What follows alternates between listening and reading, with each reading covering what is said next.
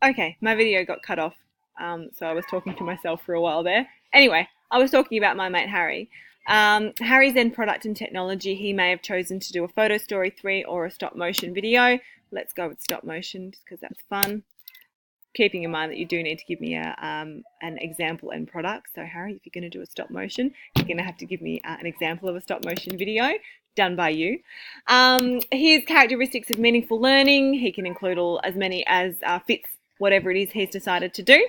As we come down here, number 4, all team members are responsible for developing the content and resources for the group wiki page. Decide which team member is responsible for coordinating how the content will be developed by the team for different segments of the group wiki page.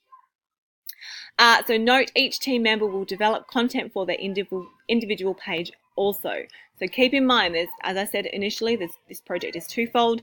This component or these components are for your group wiki, so everyone working together to produce the introduction, the task, the process, evaluation, conclusion, the credits, about us page, and the overall wiki presentation.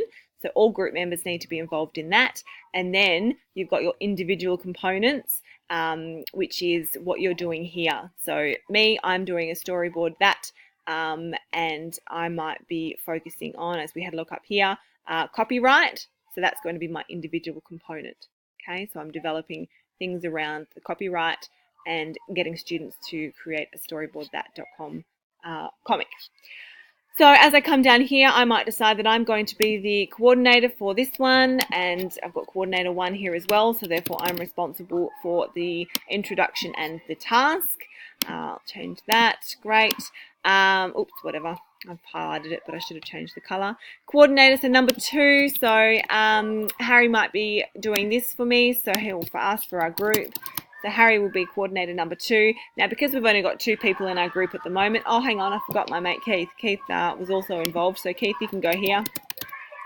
Keith, sorry, I've got some loud student noises going on. I hope you can't hear that. So Keith's going to be a lovely shade of blue. And then we'd have to recycle again. So maybe I would take on the conclusion and the credits, and then the other 2 would swap between those ones, or whatever. You guys need to decide. Now I have got it here so that, someone's doing name 1, name 1, name 2, name 3, name 4, name 4, so that there's more than one role for individuals.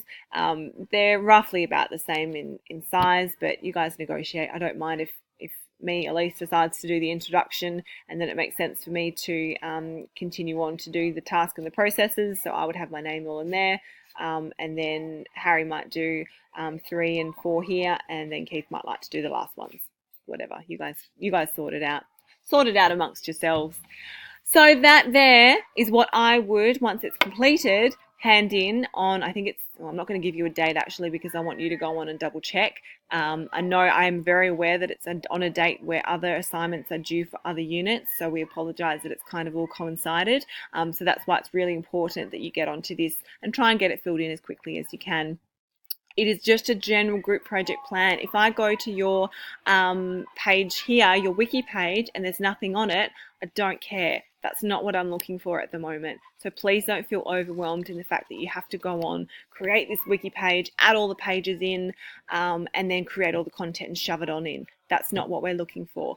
All I want to see is your group project plan, which is this document right here, so that I know what the bones of your assignment's going to look like, and I can provide feedback if I need to on that.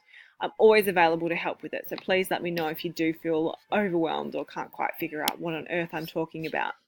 Now, going back to our marking guide. So the part that I've just gone through was your part A project, your group project plan. So this is where you get 5 marks.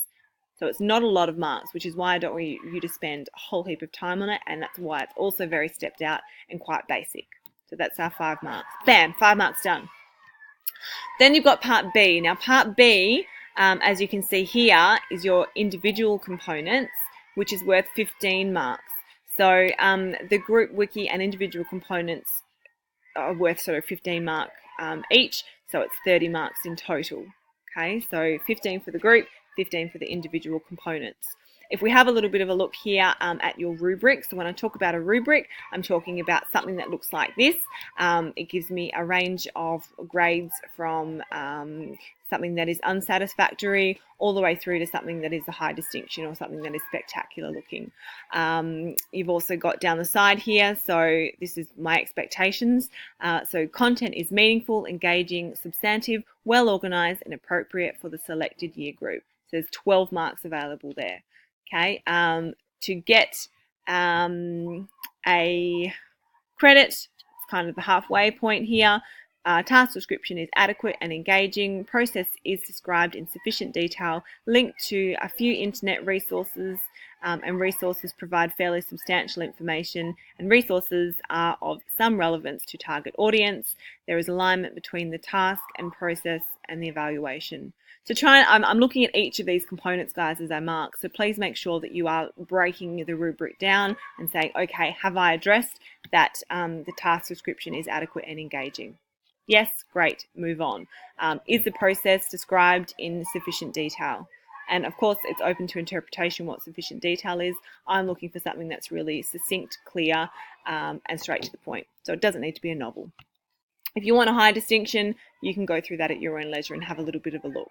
I have high expectations for all of my students, so I hope you all get here. Then you've got the actual WebQuest presentation. So the aesthetics of this is important. So excellent visuals with consistent style used to illustrate and reinforce the theme, and text is very clear with no spelling or grammar errors. Very important. Please don't take this lightly, especially if it's being published on the internet. You do want to make sure that your spelling and grammar is lovely.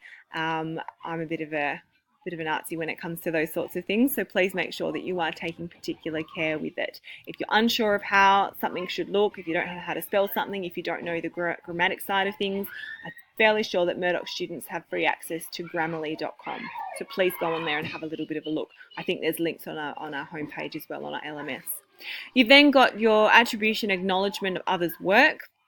So this is where I would expect everyone to be up this end of the scale, so up the high distinction end. So clear acknowledgement of where the information and or resources were sourced and completely consistent with the APA style and no errors in formatting. Again, there's programs to help you with the APA style, so there really isn't much of an excuse for us not to get full marks.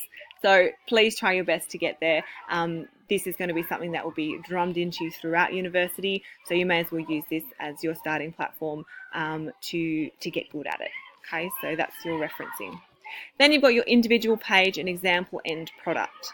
So for this one, individual profile and explanation of how the project and resource address the characteristics of meaningful learning. So if I go to the credit one, for example, a substantive profile relating to teaching and learning, a good explanation of how the project and or end product addresses at least 2 or 3 of the elements of meaningful learning. Up here you'll see that excellent explanation of how the project or end product addresses all of the elements of meaningful learning. So again, I would certainly try and include all if you possibly can. So that's that part, and then the bottom part here is an example end product. So this is an example of the resource that your students will create. So whatever you want your students to do, for my component, I wanted them to do a storyboard that. I would then have to go and do my research and actually construct a very good, well, I shouldn't say a very good end product. I want to see a decent end product that you expect as a bare minimum for your students to get done. If you want them to be striving high and doing something spectacular, fine, create something absolutely spectacular and show me. If you want to show students this is the mediocre one, so this is a C level, this is what the bare minimum that I expect, and this is something that's spectacular, cool. Show me the differentiation between the two. That'd be amazing. I'd love to see it. Okay, but again, it's up to you how you present it, but I do expect that you have created it. You haven't gone and copied it off the internet from somebody else. This is something that you need to do from scratch. I had some amazing people doing the stop motion videos last year. There was Barbies involved, there was toys, there was friends' children who were helping out with permission, of course. So try and be creative. It's a really fun opportunity for you to be creative. And then we've got our total here of 35 marks, which will be calculated, and any comments that I'll make down the bottom here. I will be marking this, so the things that I am saying go, If there's any discrepancies, as I said, I'm marking this. So whatever I've explained to you now is what I'm going to be marking you on. All right. I think I'll stop the recording there. I think I've spoken for long enough. You're probably overhearing the sound of my voice as I am of speaking. So just quickly, I know you're over my voice, I understand that. Just going back to the LMS to show you where everything is once more. You've got your Task 1 Part A group project plan. Now in red is what I wanted to just draw your attention to before I stop the recording. So have one team member submit your group project plan on Tuesday the 25th of March by midnight. If you want to do it before, fabulous, if you guys can get organised to do that. One team member. I don't want to have, if you've got 3 people in your group or 4 people in your group, I really don't want to see 4 submissions. I want to see one person submitting and it's got all of your group members' names on there. Okay, so one person, you need to decide who that is going to be, and maybe on your Edmodo you can have a discussion first up who's going to be submitting it. The second part, so the actual content for your wiki and your individual component, I'm looking at submitting the marking guide with the link to your web quest on Monday the 15th of April. So I've got a fair amount of time to be able to get that second part done. In saying that, you do need to get onto it as soon as you can and slowly start to build up your links and information and so forth. So please don't forget about it. It's hard when you're trying to rush and do it at the last minute. So this part is individual, so everybody has to submit the the assignment cover sheet here with your link to the web quest by Monday the 15th, and up here it's just one group member. Okay, all right. I hope that helps, guys. I've tried to take it as slowly as I can to hopefully explain the project. Because I've taken so long to go through everything and explain the project, I would encourage you and just direct you, if you click onto Task 1 Part B, because we haven't actually gone through that, I've just seen. On here is a heap of examples. You can go on and have a look. So here's our sample web quests created by previous cohorts. They're not exemplary ones, so some are great, some are not so great. So please just use them as a bit of a guide to help understand what it is that we're looking for. Here are other things that you can go through as well. So some rubric databases that you can have a look at to create for your web quest, and then you've got a few examples of web quests about digital citizenship. There's ICT tools that you can refer back to when you're doing your project plan if need be. Here's some place where you can free to share images. So if you want to include images on your your wiki page, sorry, you can go to these ones, and these are allowed to be reproduced because they've got a Creative Commons photo license. If you don't know what Creative Commons is, please have a look into it, because it's the correct way of it's basically being allowed to reproduce something that someone else has already put online, but it's got a special Creative Commons license. So please have a little look at that. I may try and do a quick video for Creative Commons just to give you a bit of an outline, and then you've got your referencing down the bottom here.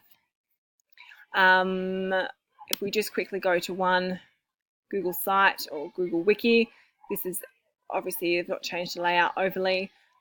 They've got a welcome video, they've got their links here, they've got their introduction. So this is all set out in a way that is nice and easy to understand. So please take the time to have a look at these. You may take bits and pieces from it to help you with your layout and design. Okay, now I'm done. All right, you take care, everyone. And again, I'm always here for questions if you have them. If I do get a chance, I will try and do a short video for this week's content, for week 4's content. However, it might just be to do with the little task that is worth 3 points that you do every week. So your weekly task I might just recap on. All right, take care.